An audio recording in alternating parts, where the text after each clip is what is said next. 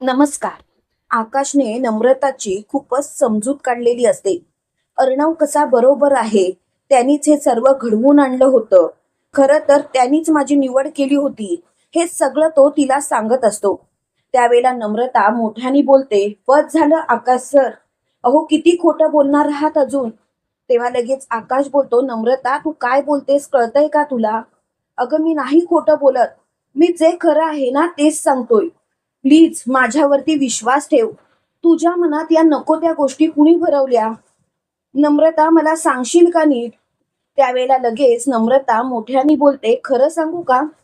तुम्ही जर का हे सर्व मला खरं सांगत असाल तर नक्कीच माझाच काहीतरी गैरसमज झालाय." तेव्हा लगेच मोठ्याने आकाश बोलतो, "तेच तर तुला सांगत होतो. आता तू स्वतःहून ईश्वरीची माफी मागायला पाहिजेस. कारण कितीही काही झालं तरी नवऱ्याचा अपमान तू तिच्या केलायस." तेव्हा लगेच नम्रता स्वतःशीच बोलते, "मला नाही माहिती आता मला इशू माफ करेल की नाही." इकडे आपल्याला असं पाहायला मिळतं, ईश्वरी सगळ्यांसोबत हॉल्समध्ये बसलेली असते. त्याच वेळेला नम्रता आणि आकाश तिथे आलेले असतात. नम्रता आणि आकाशला बघून ईश्वरी बोलते, "नम्रता ताई खरंच सॉरी. मला माफ कर, माझं चुकलं. मी तुझ्यावरती असा हात उचलायला नको होता." त्यावेळेला लगेच नम्रता बोलते, "इशू इशू तुला माफी मागायची गरज नाही. अगं खरं सांगायचं तर हे सर्व माझंच चुकलंय. मीच गोष्टींचा आधी विचार करायला पाहिजे होता आणि नंतर या गोष्टींमध्ये नीट लक्ष घालायला पाहिजे होतं." तेव्हा लगेच ईश्वरी बोलते, "जाऊ देत ना ताई, आता हा विषयच सोड." त्यावेळेला वल्लरीला मात्र खूप राग आलेला असतो. वल्लरी स्वतःशीच बोलते, "या दोन बहिणींमध्ये मी भांडणं लावण्याचा प्रयत्न करते, या दोघींना बाजूला करण्याचा प्रयत्न करते, पण काहीही झालं तरी या दोघी मात्र एकत्रच येत आहेत. आता काय करू मी मलाच कळत नाही." तेवढ्यात तिथे अर्णव आलेला असतो आणि त्याच वेळेला नम्रता अर्णव जवळ जाते आणि अर्णवला म्हणते, "अर्णव अर्णव भाऊजी प्लीज प्लीज मला माफ करा." त्यावेळेला लगेच अर्णव बोलतो, "नम्रता प्लीज माफी वगैरे मागायची गरज नाही. अगं पण तुझ्या मनात एवढं विष कालवलेलं होतं की ते विष अशा प्रकारे पसरेल असं मला वाटलं सुद्धा नव्हतं. नम्रता तू ज्या प्रकारे माझ्याशी काल वाद घातलास तो प्रकार बघता मला कळून चुकलंय नम्रता. माझंच कुठेतरी चुकत चाललंय." आणि अर्णव तिथून निघून जातो. त्यावेळेला लगेच नम्रता ईश्वरीला बोलते, "ईश्वरी ईश्वरी अर्णव जिजू माझ्यावरती खूपच चिडलेत."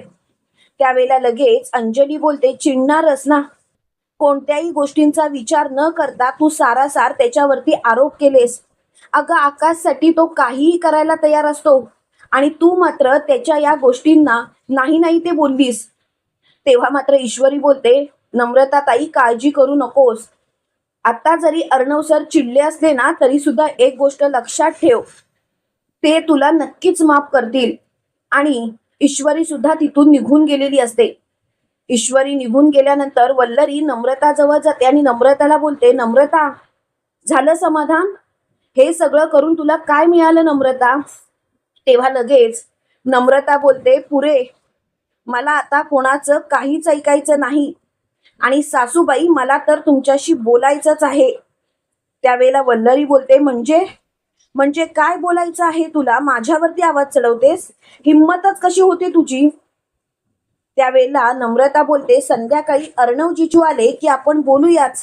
माझी हिंमत कशी होते ते मी तुम्हाला दाखवतेच." आणि नम्रता तिथून निघून गेलेली असते. त्यावेळेला आकाश हा वल्लरीला बोलतो, "मॉम मॉम हे सर्व काय चालू आहे? नम्रताने तुला अशा प्रकारे का सुनावलं? मॉम या सर्व गोष्टींमागे तू तर नाहीयेस ना? तिच्या मनामध्ये तू काही भरवलंयस का?" तेव्हा लगेच वल्लरी बोलते, "आकाश प्लीज उगाच माझ्यावरती आरोप करू नकोस." तर इकडे आपल्याला असं पाहायला मिळतं, नम्रता स्वतःशीच बोलत असते, "लहानपणापासून ज्या ईश्वरीला मी ओळखते तिच्यावरती नको नको ते घाणेरडे आरोप केले आणि नको त्या बाईवरती विश्वास ठेवला, पण आता मात्र मी शांत बसणार नाही. त्या बाईचा खरा चेहरा मी सर्वांसमोर आणणारच." इकडे संध्याकाळी अर्णव घरी आलेला असतो. त्यावेळेला अंजली अर्णवला बोलते, "चिंटू चिंटू तू शांत झालास का?" त्यावेळेला लगेच अर्णव बोलतो, "ताई प्लीज मला त्या विषयावर बोलायचंच नाहीये. आणि खरं सांगू का माझ्याबद्दल एवढे गैरसमज आहेत इतरांच्या मनात, याचंच मला वाईट वाटतंय. हे नम्रताने ऐकलेलं असतं आणि नम्रता मोठ्याने बोलते, अर्णव जिजू प्लीज प्लीज माझ्यावरती विश्वास ठेवा. अहो मी मुद्दामून नाही केलं. हे सगळं असं रागाच्या भरात निघून गेलं. तेव्हा लगेच अर्णव बोलतो, नम्रता रागाच्या भरात निघणाऱ्याच गोष्टी खऱ्या असतात नम्रता, आणि तू तेच केलंस. नम्रता तुझ्या मनात माझ्याबद्दल खूप काही आहे आणि मला आता या गोष्टींचा विचार नाही करायचा. तेव्हा लगेच नम्रता बोलते, थांबा अर्णव सर, आणि ती लगेच मोठमोठ्याने वल्लरीला हाक मारत असते, सासूबाई सासूबाई लवकर खाली या. नम्रताच्या आवाजाने सगळेजण खाली आलेले असतात. त्यावेळेला आकाश नम्रताला विचारतो, नम्रता काय झालं, एवढ्या मोठमोठ्याने का ओरडतेस? तेव्हा लगेच नम्रता बोलते, आकाश सर मला काहीतरी सांगायचं आहे. आकाश सर मी अर्णव जिजूंशी अशा प्रकारे बोलली. खरं सांगू का, मला त्यांच्याशी अशा प्रकारे बोलायची इच्छा सुद्धा नव्हती, पण माझ्या मनात एवढं विष कालवलं गेलं त्यांच्याबद्दल. ते कसे तुमच्याशी वाईट वागतात, नोकर तुम्हाला करतात, त्यामुळे माझ्या मनात नको तो द्वेष निर्माण झाला आणि मग भराभरात हे निघून गेलं. त्यावेळेला मामा बोलतात, नम्रता अगं तू काय बोलतेस, कुणाबद्दल? त्यावेळेला नम्रता बोलते, हो सांगते ना. आणि तेवढ्यात वल्लरी खाली आलेली असते आणि वल्लरी मोठ्याने बोलते, काय झालं, माझ्या नावाने कशाला बोंबलतेस? तेव्हा लगेच नम्रता बोलते, या या बाईमुळे या बाईमुळे माझ्या मनात नको नको ते विष कालवलं गेलं. त्यावेळेला आजीला खूपच राग येतो आणि आजी मोठ्याने बोलते, वल्लरी या घरातल्या भांडणांना तू जबाबदार आहेस. वल्लरी तुझ्यामुळे या घरात भांडणं झालेत का? त्यावेळेला लगेच वल्लरी बोलते, प्लीज सासूबाई तुम्ही काय बोलताय, कळतंय का? त्यावेळेला लगेच अंजली बोलते, मामी तुझ्याकडून आम्हाला ही अपेक्षाच नव्हती, असं कसं काय वागू शकतेस तू? तेव्हा वल्लरी बोलते, वा अंजली वा, अगं ही मुलगी काहीही सांगेल आणि तुम्ही तिच्यावरती विश्वास ठेवाल. अगं लहानपणापासून ज्या बहिणीला ओळखते त्या बहिणीवरती तिने नको नको ते आरोप केले, मग मी तर काय काल परवाच भेटले ना.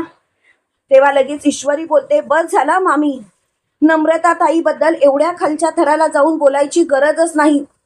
मुळात नम्रता ताई खोटं बोलतच नाही, आणि हो तिच्या मनात जे होतं ना ते तिने काल बोलून दाखवलंय, त्यामुळे सारखे सारखे त्याच्यावरून टोमणे मारायची गरज नाही. आता मला फक्त एकच गोष्ट सांगा, हे सर्व तुम्ही घडवून आणलत का? त्यावेळेला वल्लरी बोलते, बस झाला ईश्वरी, माझ्यावरती आरोप करायचा नाही. ह्या नम्रतानेच हे सर्व केलंय. खरं तर आकाशला लुजर म्हणत होती, पण स्वतःच आहे लुजर. त्यावेळेला मात्र नम्रताला खूप राग येतो आणि नम्रता मोठ्याने ओरडते, बस झालं सासूबाई, बस झालं. अहो आजपर्यंत आकाश सरांच्या आई म्हणून तुम्हाला खूप मान दिला, तुमच्या सगळ्या गोष्टी ऐकल्या, पण आता नाही. आता मात्र मी तुम्हाला माफ करणार नाही. तेव्हा लगेच वल्लरी बोलते, नम्रता गप्प बस, तोंडातून एकही शब्द काढू नकोस. तेव्हा नम्रता बोलते, अर्णव जिजू याच बाईने माझ्या मनात नको नको ते घातलं. खरं सांगू का अर्णव जिजू, माझ्या मनात तुमच्याबद्दल गैरसमज निर्माणच होऊ शकत नाही. खरं सांगायचं तर हे सर्व जे काही झालंय ना ते या बाईमुळे. या बाईनेच मला सांगितलं तुम्ही कसे आकाश सरांना नोकर म्हणून राबवता, तुमच्या पुढे त्यांना जाऊच द्यायचं नाहीये. तेव्हा लगेच आकाश बोलतो, मॉम हे सर्व तू केलंस? आता मला कळतंय, कारण नम्रता एवढ्या खालच्या थराला जाऊन वागूच शकत नाही. नम्रताचं ईश्वरीवरती किती प्रेम आहे हे मला चांगलंच माहिती आहे. तू हे सर्व मुद्दामून केलंस ना मॉम? तेव्हा लगेच वल्लरी बोलते, आकाश आकाश अरे असं काय करतोस तू, तुला कळतंय का तू काय बोलतोयस ते? आकाश अरे माझ्या मनात सुद्धा असं काही नाही. तेव्हा लगेच आकाश बोलतो, बस झालं, मला आता कोणाचं काहीच ऐकायचं नाही. खोटेपणा केलास तू आणि त्यासाठी मी तुला कधीच माफ करणार नाही. त्यावेळेला वल्लरी नम्रताजवळ जाते आणि नम्रतावरती हात उचलायला बघते. त्यावेळेला नम्रता वल्लरीचा हात धरत म्हणते, परत ही हिंमत करायची नाही या. माझ्यावरती जर का हात उचलायचा प्रयत्न जरी केलात ना तरी हात तोडून दुसऱ्या हातात देईन. आणि एक गोष्ट लक्षात ठेवा, फक्त सासूबाई आहात म्हणून वाचलायत, नाहीतर तुमचं सुद्धा हात तोडायला मी मागे पुढे पाहिलं नसता. तेव्हा मात्र वल्लरी चांगलीच धबकते, तिला काय बोलावं तेच कळत नाही. वल्लरी मोठ्याने बोलते, बघितलंस आकाश, बघितलंस आकाश, तूच बघ, अरे तुझ्या बायकोची एवढी हिंमत, अरे ती माझ्याशी कशा पद्धतीने बोलते ती बघ. त्यावेळेला अंजली बोलते, काय चुकीचं बोलते ती? मामी, आपल्या घरात अजिबात परंपरा नाही, कोणत्याही सुनेवरती हात उचलायचा नाही. आणि तू काय केलंस? डिरेक्टली तिच्यावरती हात उचलायला निघालीस. मामी, तुझी हिंमतच कशी झाली तिच्यावरती हात उचलायची? तेव्हा लगेच वल्लरी बोलते, वा अंजली वा, तुला आपल्या घरातील रीतिरिवाजांचं पडलंय. अगं, इथे ही मुलगी माझ्या अब्रूचे ढिंडवडे काढते, माझ्याच मुलांच्या मनातून मला कायमचं उतरवते, आणि तू म्हणतेस की मी शांत राहायचं? अगं, उलट हिचं तर चपलेने तोंड फोडलं पाहिजे. तेव्हा लगेच ईश्वरी बोलते, बस झालं मामी, अति होतंय आता. कळतंय का तुम्हाला तुम्ही काय बोलताय ते? त्यावेळेला लगेच वल्लरी बोलते, वा ईश्वरी, सगळं विसरलीस तू? ईश्वरी, अगं असं कसं काय विसरू शकतेस तू? तुझ्याकडून तर मला ही अपेक्षाच नव्हती. तेव्हा लगेच ईश्वरी बोलते, बस मामी, आता तर विषय संपवा. खरंच मला तुमच्या या गोष्टींचा खूप त्रास व्हायला लागलाय. काय करावं ना तुमचं हेच कळत नाही. अहो, कधी सुधाराल तुम्ही, कधी सुधाराल? तेव्हा लगेच वल्लरी बोलते, झालं का नम्रता? माझ्याच घरच्यांच्या मनातून मला उतरवून झालं? तेव्हा मात्र अर्णव मोठ्याने ओरडतो, बस झालं, संपवा आता हा विषय. खरंच मला कंटाळा आला. आणि नम्रता, तू जे काही केलंस ते तू स्वतःहून केलंस. मामीनी जरी तुझ्या मनात काही भरवलं असलं तरी सुद्धा, कारण तुझी विचार करण्याची बुद्धी कुठे गेली होती नम्रता? तू विचार नाही करू शकलीस. आणि राहिला प्रश्न मामीचा, तर मामीचा स्वभाव मला काही चुकला नाहीये, मला सगळं काही माहिती आहे. पण मी मात्र शांततेने घेतोय. का तर घरात मला भांडणं नकोत म्हणून. पण आता मात्र मला हा विषय वाढवायचाच नाही. खरं सांगायचं तर मला या विषयावर बोलायचंच नाहीये. प्लीज प्लीज हा विषय इथल्या इथे थांबवा. तेव्हा मात्र मोठ्यानी ईश्वरी बोलते, खरं सांगू नम्रता ताई, तू जर का माझ्याशी या विषयावर आधीच बोलली असतीस ना, तर आधीच आपण या गोष्टी सगळ्या क्लिअर केल्या असत्या. नम्रता ताई, तुझ्या एका वागण्याच्या चुकीमुळे हे सर्व झालंय. तूच विचार कर काय होऊन बसलं ते. तेव्हा लगेच नम्रता बोलते, ईश्वरी ईश्वरी शांत हो. ईश्वरी, नको त्या गोष्टींचा विचारच करू नकोस. आता सगळं काही संपल्यात जमा आहे. आजपर्यंत सासूबाईंचं सर्व काही ऐकलं, सासूबाईंच्या पाठीशी ठामपणे उभी राहिली. पण आता नाही. आणि ती अर्णवचे पाय धरते आणि अर्णवला बोलते, अर्णव जिजू प्लीज प्लीज मला माफ करा. त्यावेळेला अर्णव नम्रताला बोलतो, नम्रता, मला तर तुझ्याशी आता बोलायचं नाही. त्यावेळेला ईश्वरी बोलते, अर्णव सर प्लीज प्लीज माफ करा, ताईला एक संधी द्या. तेव्हा लगेच अर्णव बोलतो, ईश्वरी, संधी द्यायला मी काही देव नाहीये. खरं सांगू का, नम्रताने माझं मन दुखावलंय. आणि माझं एकदा मन दुखलं की प्रश्न मिटला, मला सावरायला थोडा वेळ लागतो. आणि अर्णव तिथून निघून गेलेला असतो. नम्रताच्या डोळ्यात पाणी असतं. त्यावेळेला आकाश नम्रताला बोलतो, आता रडून काय उपयोग? मी तुला सांगत होतो दादा कधीच चुकीचं वागू शकत नाही. पण तू मात्र माझ्यावरती विश्वासच ठेवला नाहीस. तू कोणावरती विश्वास ठेवलास? फक्त आणि फक्त या मॉमवरती. आणि स्वतःच्याच पायावर धोंडा पाडून घेतलास. काय मिळालं तुला हे सर्व करून? सांग ना, काय मिळालं? तेव्हा लगेच नम्रता बोलते, अर्णव सरांची माफी कशी मागायची ते मी बघेन. पण आकाश सर प्लीज तुम्ही असा विचार नका ना करू. आकाश सर, तुम्ही जर का माझ्या सोबत असाल तरच मी या गोष्टी नीट करू शकते. तेव्हा लगेच ईश्वरी बोलते, ताई एवढा विचार नको करूस, सगळं काही अगदी नीटच होईल, तुला काळजी करायची गरज नाही. तेव्हा लगेच अंजली बोलते, हो नम्रता, स्वतःला शांत कर. इकडे अर्णव मात्र एकटाच खोलीत बसलेला असतो. त्याच वेळेला ईश्वरी अर्णवला बोलते, अर्णव सर, मला कळतंय तुम्हाला खूप त्रास होतोय, तुम्हाला खूप वाईट वाटत असेल, पण नम्रता ताईच्या बाजूने तरी विचार करा. तिने जे काही केलं ते स्वतःच्या नवऱ्यासाठी केलं. त्यावेळेला लगेच अर्णव बोलतो, त्या गोष्टीचं तर मला वाईट वाटतंच आहे, पण या गोष्टीचं जास्त वाईट वाटतं की मामीने हे सर्व घडवून आणलं. पण का? त्यावेळेला ईश्वरी बोलते, अर्णव सर, वल्लरी मामींचा खरा चेहरा अजून तुम्हाला माहिती नाहीये म्हणून तुम्ही असं बोलताय, पण तो लवकरच मी तुमच्या समोर आणेन. त्यावेळेला लगेच ईश्वरी असं बोलताच अर्णव बोलतो, तू काय बोलतेस, कळतंय तुला? तू असा विचारच कसा काय करू शकतेस? त्यावेळेला लगेच ईश्वरी बोलते, अर्णव सर, काही काही गोष्टी तुम्हाला माहिती नाहीयेत म्हणून तुम्ही असं बोलताय. अर्णव सर, प्लीज प्लीज माझ्यावरती विश्वास ठेवा. मी जे काही सांगेन, जे काही करेन ते अगदी योग्यच करेन. तेव्हा लगेच अर्णव बोलतो, ईश्वरी, स्वतःपेक्षाही जास्त विश्वास माझा तुझ्यावरती आहे. आणि खरं सांगू का, तू जे काही करशील ते योग्यच करणार याची मला खात्री सुद्धा आहे. तेव्हा मात्र ईश्वरी बोलते, अर्णव सर, मग ताई तुमची माफी मागतीये ना, मग तिला एक शेवटची संधी तर द्या. अर्णव सर, आपल्याकडून काही राहायला नको.